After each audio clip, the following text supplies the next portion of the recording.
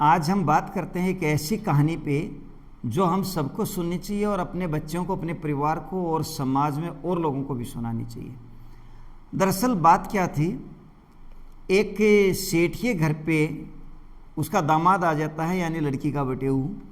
और जब दामाद आ जाता है तो वो शाम के टाइम पे आता है, 5-6 बजे के आसपास।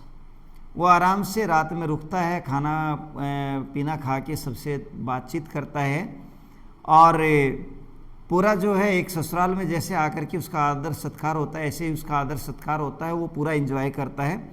अगले दिन फिर रुकता है और तीसरे दिन जो है वो घर जाने की बात करता है। लेकिन तीसरे दिन जैसे ही वो सेठ के घर से उसका दामाद बाहर जाने की बात करने लग गया, अपने घर जाने की बात करने लग गया, तो जो है सेठ का बड़ा बेटा आ गया, जो उसका साला था। वो बोलता है कि जीजा जी आप आज जो है मेरे से मिलेंगे नहीं, बात नहीं करेंगे तो ऐसे ठीक कैसे रहेगा, और आप चले जाएंगे तो ये ठीक नहीं है। मैं तो आज ही आया हूँ, आपसे बात करनी है और बैठेंगे बात करेंगे, आप आज ना जाएं। सेठ का जो दामाद था वो कहने लगे ठीक है, कोई बात नहीं, कल निकल जाएंगे। वो रुक गया। अगले दिन जैसे ही वो जाने के लिए बोलता है तो पास में से उसकी एक साड़ी लगती थी नाते में, जो उसके ससुर के दूसरे भाई की लड़की थी। तो वो आके बोलती है जीजा जी आपसे मैं तो बात ही नहीं कर पाई और आप, मुझे तो पता ही नहीं चला कि कब आ गए, आप आज नहीं जा सकते, आपको रुकना पड़ेगा। अब होता क्या है, वो फिर रुक जाता है। नेक्स्ट डे वो जब जाने के लिए तैयारी कर ही रहा था तो उसमें और उसकी जो है सगी साड़ी आ जाती है छोटी अपने ससुराल से, और वो बोलती है कि जीजा जी आप ऐसे कैसे चले जाएंगे, मैं तो आज ही आई हूँ, मैंने आपसे बहुत सारी बातें करनी हैं और आप नहीं जाएंगे। अब वो फिर रुक जाता है। अब यही सारी चीज़ें जो है सेठ जी देख रहे थे। और सेठ जो होते हैं, सेठ लोग बहुत समझदार होते हैं और बात को बड़े सलीके से और तरीके से कहना और समझना और समझाना जानते हैं। अब उसको एक बात समझ में आ गई कि भाई जो हमारा दामाद है, जो लड़का है, उस लड़के का काम नहीं चल रहा है, क्योंकि ये 3 दिन तो पहले ही रुक गया, फिर 2-3 दिन और लोगों के कहने से रुक गया और ये आज भी अभी जा नहीं रहा है और इसका जाने का कोई प्रॉपर एक प्लान नहीं है। इसका मतलब लड़की के पास काम नहीं है। वो जो होता है वो अपनी सेठानी को बोलता है कि सेठानी ये लो 20,000 रुपये और बेटे को दे दो और बेटे को बोलो कि बेटा इनको ले ले और अपना काम कर ले। अब वो सेठानी क्या करती है कि 20,000 रुपये लेकर के अपने दामाद के पास चली जाती है और कहती है कि बेटा ऐसा है, ये पैसे ले जा और जाके जो है ना इनका इस्तेमाल कर ले। अब सवाल ये था कि भाई ससुराल का मामला था तो उसने भी रिश्तेदारी से पैसा लेना उचित नहीं समझा। वो कहने लगा नहीं नहीं मम्मी जी मुझे ज़रूरत नहीं है, मैं ये पैसे नहीं लूँगा। इस पर जो है सेठानी जी कहती है बेटा ऐसा है कि ये जो पैसे हैं ना आपको लेने पड़ेंगे, क्योंकि यहाँ फालतू हैं और आपके पापा जी जो हैं, यानी जो उसके ससुर जी हैं, वो बेटा या तो किसी को उधारे दे देंगे और फंस जाएंगे या कहीं और इस्तेमाल कर देंगे, इनकी यहाँ ज़्यादा ज़रूरत नहीं है, इसको तुम ले जाओ। अब होता क्या है, ये कहने के बाद जो एक देने का तरीका था उसकी मम्मी का, यानी सासू माँ का, वो बहुत ही अलग था। वो अपने दामाद को दे देती है और दामाद वो पैसे लेकर के चला जाता है।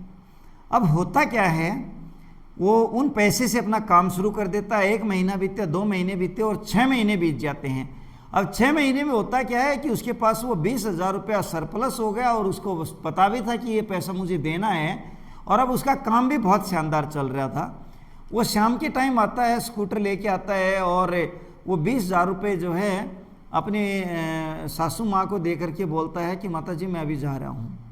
इस पर जो है सासू माँ कहती है नहीं बेटा अभी तो कोई है ही नहीं, सब लोग दुकान से, कोई ऑफिस से आएंगे और तो मेरे से पूछेंगे और गुस्सा करेंगे कि भाई आपने रोका क्यों नहीं और जाने क्यों दिया।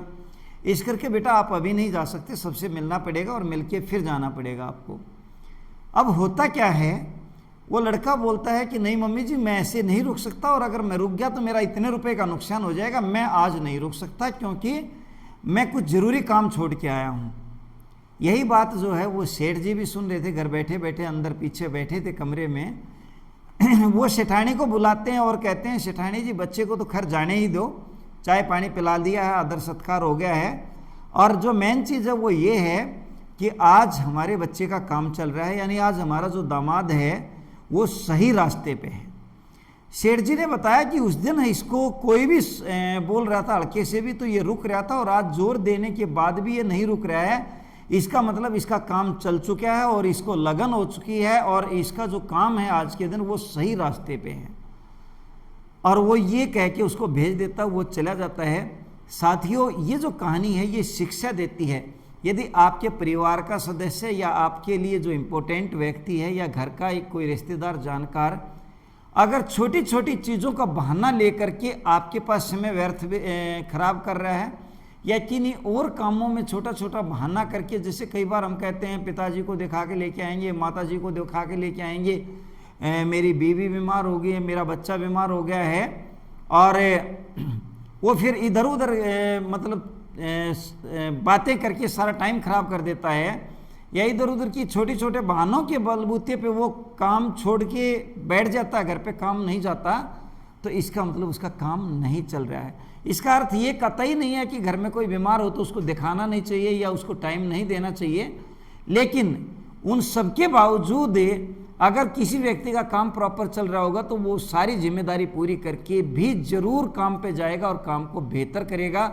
इसलिए जब भी कभी लगे आपका अपना कोई इस तरह की स्थिति से गुजर रहा है तो अंदाज़ा लगा लेना कि उसको जो है काम की ज़रूरत है और उसका काम नहीं चल रहा है। साथियों, ये थी एक सामाजिक और पारिवारिक कहानी, ये आप अपने लोगों तक भी ज़रूर पहुंचाएं, और इस तरह की कोई और इंसिडेंट आपके पास भी हो तो ज़रूर हमारे चैनल पे भेजें। स्क्रीन पे नंबर है।